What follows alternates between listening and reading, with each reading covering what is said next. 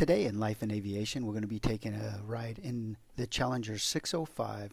This beautiful airplane can seat 10 to 12 passengers. It's 6 feet tall, 7 feet wide, and about 28, little over 28 feet long. Max takeoff weight on this is 48,200. The max range is 4,023 nautical miles with a speed of 488 knots. The interior is big, spacious, and beautiful. That's why a lot of people do enjoy this airplane for long hauls. The cockpit is a Proline 21, and it does have 4 10-inch by 12 display LCD screens. And it's a very fun, easy plane to fly in. Let's go take a ride, and we'll kind of discuss a little bit more. Clear on your side? Yes.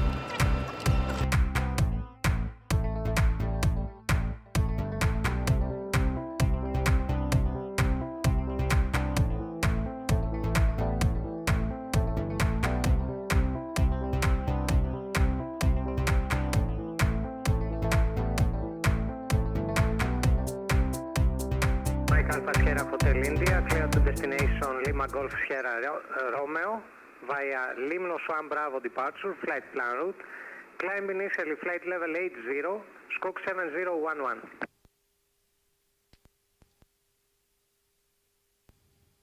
Okay, so Lima Mike Oscar 1 Bravo, flight plan route, flight level 80 and squawk 7011. Mike Alpha Sierra Hotel India, clearance correct. Clear to enter backtrack line up runway 07. Report fully ready for departure. Okay, we can take it straight from Alpha if it's okay. So the line up runway 07 and expect departure in 4 minutes. Okay, line up and wait, Mike Holt India. All right, line up and wait, and ready for taxi checklist whenever. Brakes.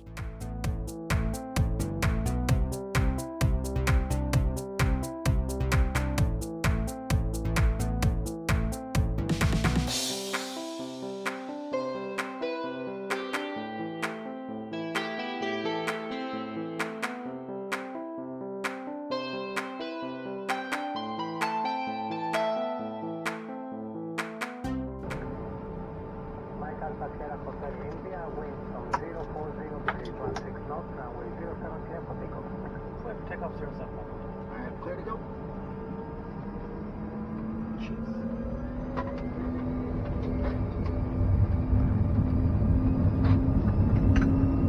Power start up. Airspeed's live. Power set. Getting out to cross now, clear.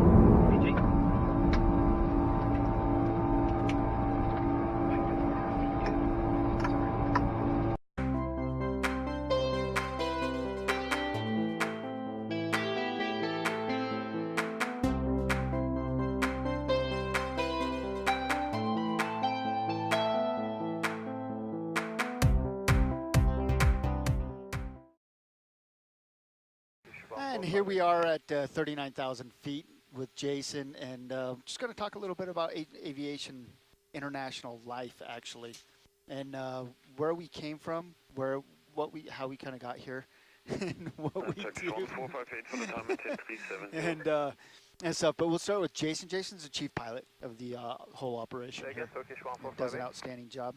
And he's going to kind of explain. We both grew up kind of doing the same thing, and then we ended up here.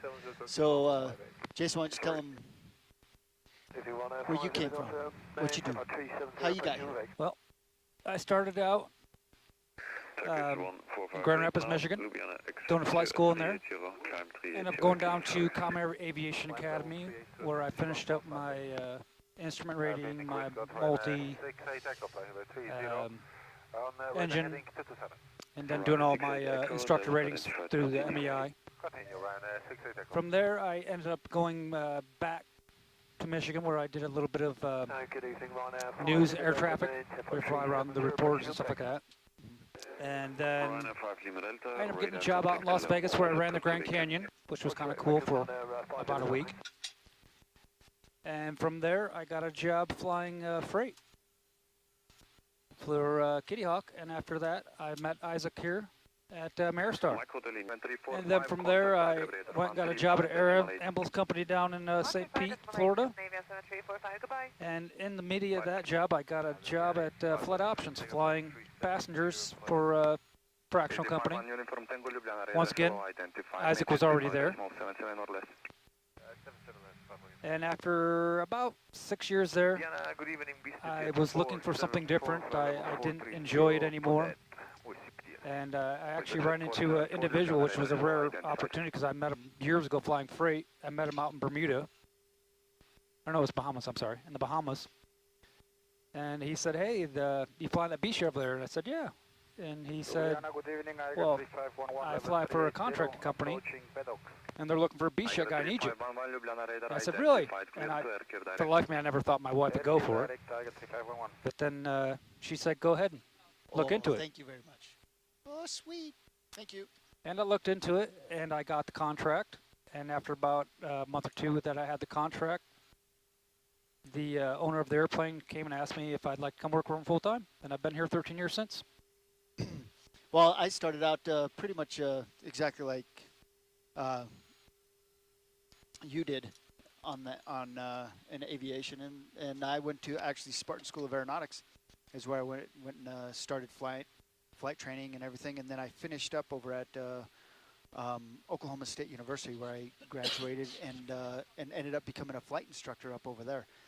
Did flight instructing for quite some time, and then I moved from there, went and flew Aero Commanders as a freight carrier, and then from there I went to Ameristar, where I met Jason. And then we flew together a couple times, and he was hired on as a captain. I was hired on as an FO, and didn't have any jet time or anything like that.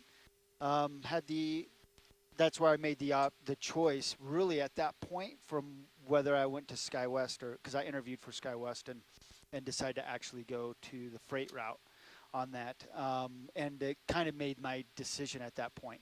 But then I went from there to Flight Options.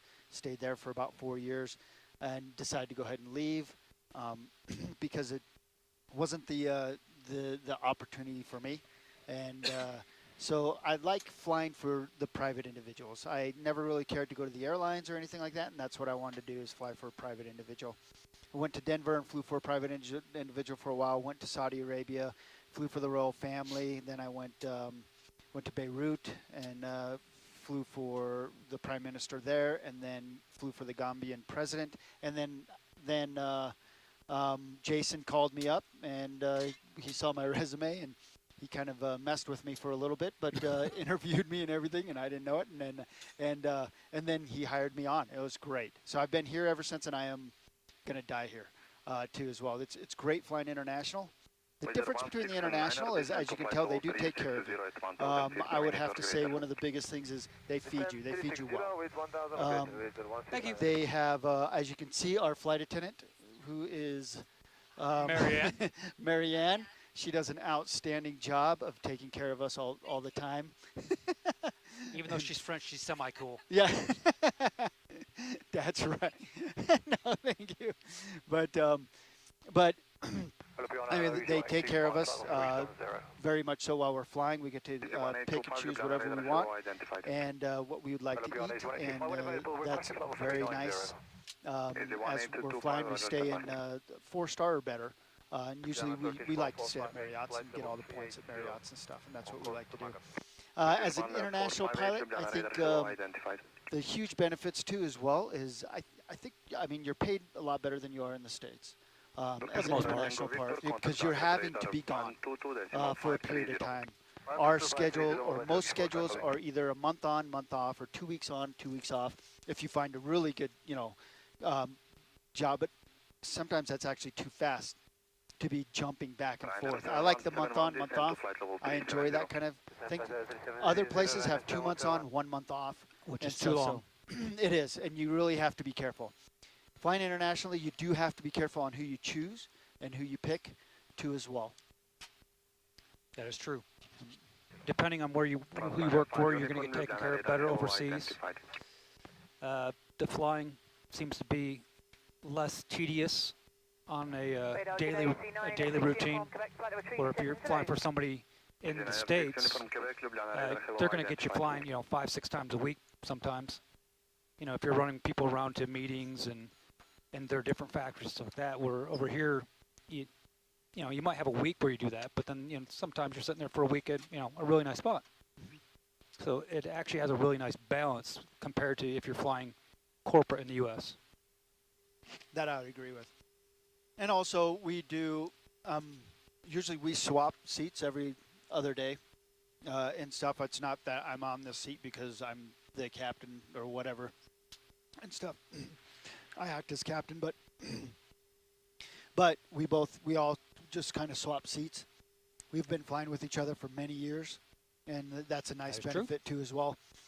The other thing about I think corporate flying in general, though, too, the only thing you have to be careful of, you get into an area, if you come in as a first officer, you may be a first officer for a long, long time, depending on how long, if someone retires or not, or, you may just be sitting in that right seat for quite some time. Those are the especially downfalls. like Bank of America or something like that. People have to die for you to come in. Yeah, that's exactly right. Kind of like this job. Yeah, no, that is true. But still, we're upgraded as captains, so we're co-captains. Yeah, you're co-captain. Once you get to a certain amount of years here, I make you a co-captain, and we share pretty much every duty as captain. And I require the same things of him as I require of any captain or myself. Yep. So and you're paid as a captain. So it's a good thing. So it's great. I mean, I really enjoy it because, like Jason was saying, that we're not flying every day. We're not flying 8 legs a day. We're not humping it. Now, there are times where we do long legs, long days, and he expects that. But most of the time we fly somewhere, sit for 3-4 days. We fly somewhere else, fly 2 days, sit for 4 days, maybe sit for a week or so. You're able to bring your wife out. Example, I was in Mykonos. We were there for 15 days, brought my wife out, 10 days. Those are the benefits of it. Or the Maldives. Or the Maldives, yeah. Yep. Did the same thing in New York or whatever. If we go somewhere, you have that opportunity to do that, and it's not a problem at all with the owner. And usually it's not. Usually no. Yeah, usually it's not. So, and the difference of what we're doing is Part 91 compared to Part 135. 135 is what you see: net jets, flight options. A lot of people where they're chartering the airplane constantly. Scheduled, yeah. So then they're humping it, 8 legs a day, 6 legs a day, going and picking somebody up. Different customer every time. That's exactly right. In Part 91, we're just flying the the owner of the airplane. And that's the big difference between the 91 and 135. We're not chartering it, and so they're not trying to get charters. So then it makes it a big difference on that. That is true. And it's really nice to have actually a good boss. Yeah. Compared to when we did fly. I mean, we both flew fractional, and everybody thinks they're your boss, and they're just another person on the airplane. Yeah. But these videos, what we're going to go ahead and do is we'll go ahead and kind of shut this one down, and that way you have an idea of what we do as an international pilot, what it is. If you have any questions, please feel free to text us, send us anything you like. We're going to start bringing out more videos about 135 compared to Part 91. Also, airline. FedEx, United. We're going to be talking to our friends that are on each one of the airlines, what their life is about, what's going on with them, about the schools to get into, what kind of schools. So we're going to really talk about life in aviation in general. what some pilots are doing besides just aviation, what they're able to do, owning companies, getting into things like that. We'll talk to the 135 operations and what they do, what they look for in pilots. Part 141 compared to Part 61 flight schools. And we'll start just having a lot of videos coming out and just kind of breaking down aviation in general. What life really is about with the pilots and also in aviation in general. We're also going to be looking for emails from you guys to ask questions so we can answer your personal questions and see, we can give you insight into, what direction to head if you're new in the industry or just even think about getting into the industry. That's exactly right. And we're no expert on anything. We don't know all or anything, but we have a lot of friends in different areas that we'd love to interview and talk to and try and get the best answers that we possibly can. And that's our goal. We love aviation. We love what we do. And we just want to pass it on and get people knowledgeable about aviation in general and general aviation and even buying an airplane or whatever it is. We're going to go into every aspect of it. So please click subscribe, and we'll be more than happy to give you as much information as possible as time goes on. See ya. Take care. Thank you.